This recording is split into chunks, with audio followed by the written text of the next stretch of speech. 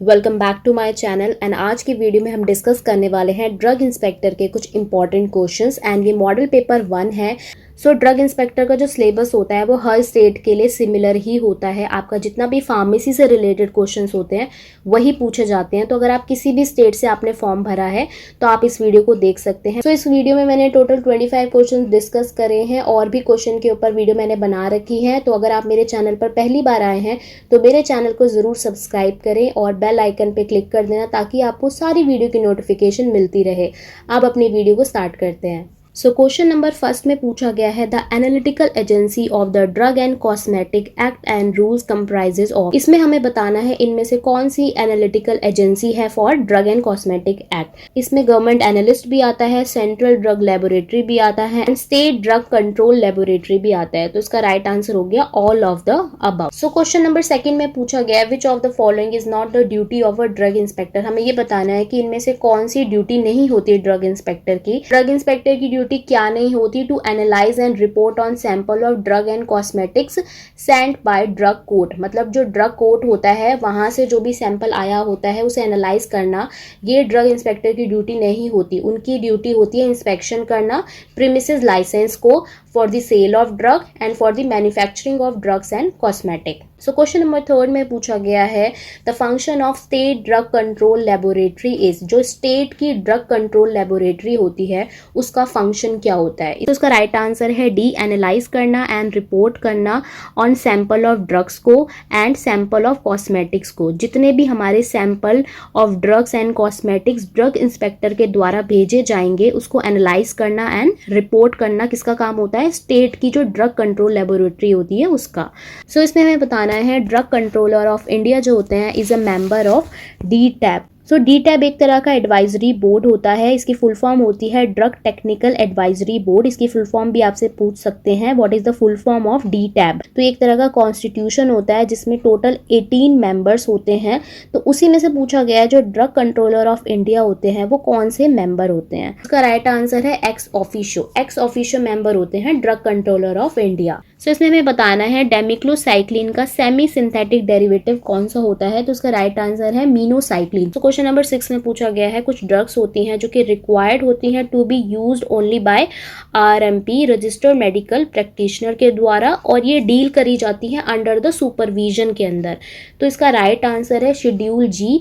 इसका मैं आपको कोड बता देती हूँ आपको कैसे याद करना होगा। जहां भी आपको अंडर द सुपरविजन आता है वहां आंख बंद करके शेड्यूल जी कर देना, ठीक है। इसके ऊपर मैंने ऑलरेडी वीडियो बना रखी है, उसमें मैंने सारी ट्रिक्स बता रखी हैं कि कैसे आपको याद करना है शेड्यूल्स को।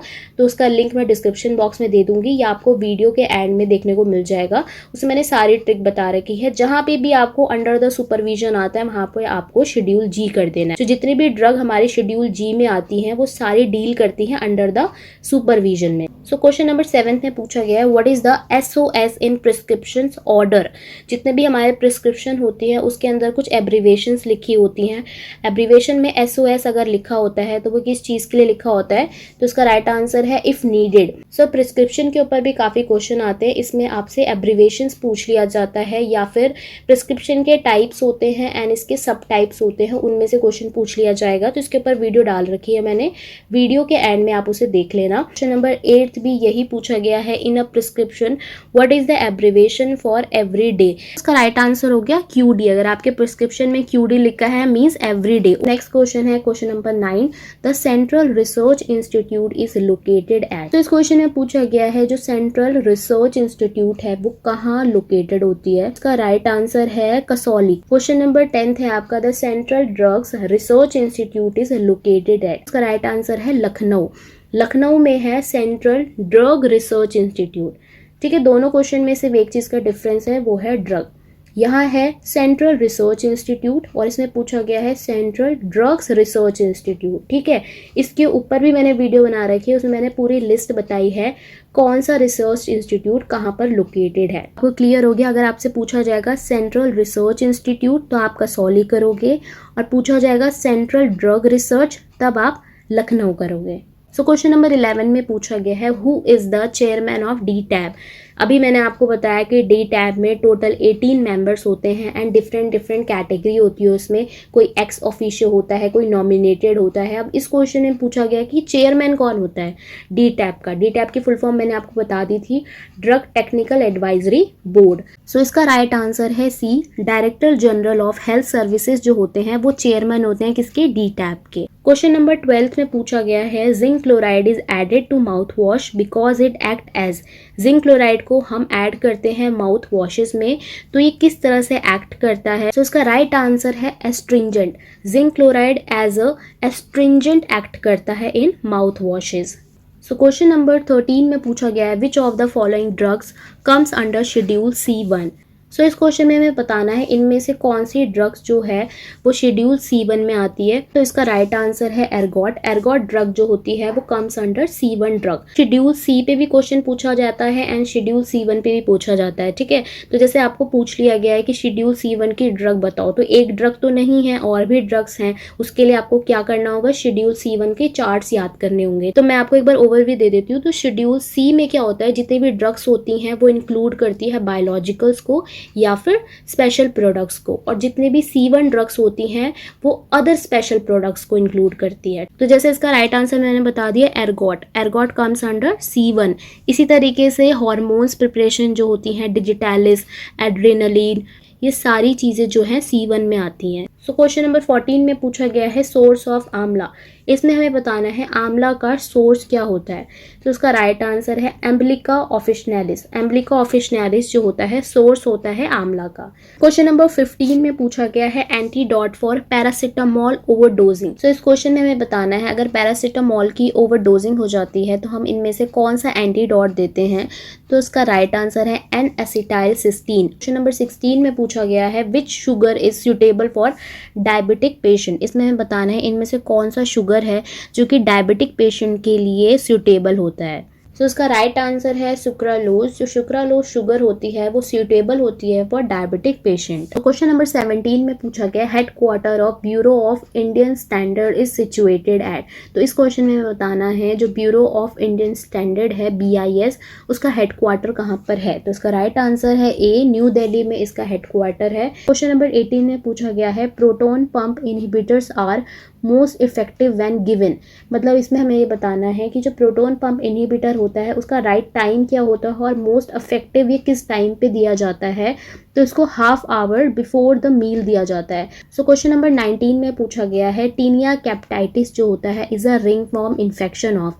इसमें हमें बताना है जो टीनिया कैप्टाइटिस एक तरह का रिंगवॉर्म इन्फेक्शन होता है, कहाँ का, किस जगह पे ये टीनिया कैप्टाइटिस रिंगवॉर्म इन्फेक्शन होता है, ठीक है। तो उसका राइट आंसर हो गया हेड। नंबर 20 में पूछा गया है which dye will give yellow colour. इसमें बताना है हमें कौन सी डाई जो होती है येलो कलर देती है। तो इसका राइट आंसर हो गया टारटाराजीन। तो इस क्वेश्चन में बताना है जितनी भी ड्रग्स हमारी यहाँ पर लिखी हुई हैं इनमें से कौन सी drug narcotic drug and psychotropic agent नहीं है। सो ये सारी जो आप ड्रग देख रहे हो कोकेन, हेरोइन, एसिड, ये सारी जो हैं आपकी narcotic drugs and psychotropic agents होते हैं, बट इफेड्रिन नहीं होता, ठीक है। अब ये आंसर आपको कैसे पता चलेगा, इसके लिए आपको क्लासिफिकेशंस याद करनी होगी। जितनी भी ड्रग्स होती है उनकी क्लासिफिकेशंस याद कर लोगे तो आपको आंसर्स मिल जाएगा।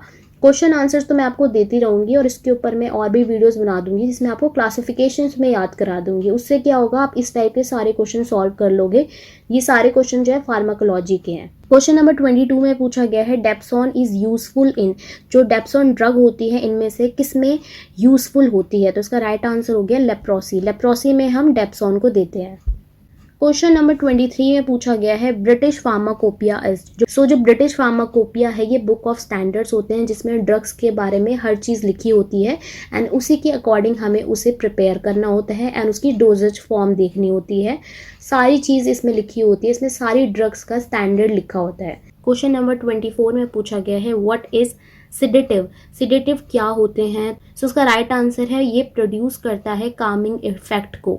सो क्वेश्चन नंबर 25 में पूछा गया है D tap consist of dash ex officio members 5 nominated and 5 elected members. So question number 25 again जो आ गया है आपका ड्रग टेक्निकल एडवाइजरी बोर्ड के ऊपर, मैंने अभी आपको बताया ही था 18 मेंबर्स होते हैं, तो ये क्वेश्चन उसी से रिलेटेड है। इसका आंसर आप लोगों को बताना है, तो कमेंट बॉक्स में आप लोग इसका राइट आंसर मुझे बता देना। Question number 26 and last question, Indian veterinary research institute is located eight. इसमें हमें बताना है जो इंडियन वेटरनरी रिसर्च इंस्टीट्यूट है वो कहाँ लोकेटेड है। इसका राइट आंसर है बी, इज्जत नगर। सो आज की वीडियो में हमने टोटल 26 क्वेश्चन को डिस्कस किया है। ऐसी और भी वीडियोस आने वाली है हमारे चैनल पर, तो आप लोग बने रहना। तो अगर आप लोगों ने चैनल को अभी तक सब्सक्राइब नहीं किया है तो जल्दी से जाकर सब्सक्राइब कर लेना एंड बेल आइकन पे जरूर क्लिक कर देना। एंड आप लोग मुझे इंस्टाग्राम और फेसबुक पेज पे भी फॉलो कर सकते हैं, लिंक सारे डिस्क्रिप्शन बॉक्स में दे दिए गए हैं। And thanks for watching.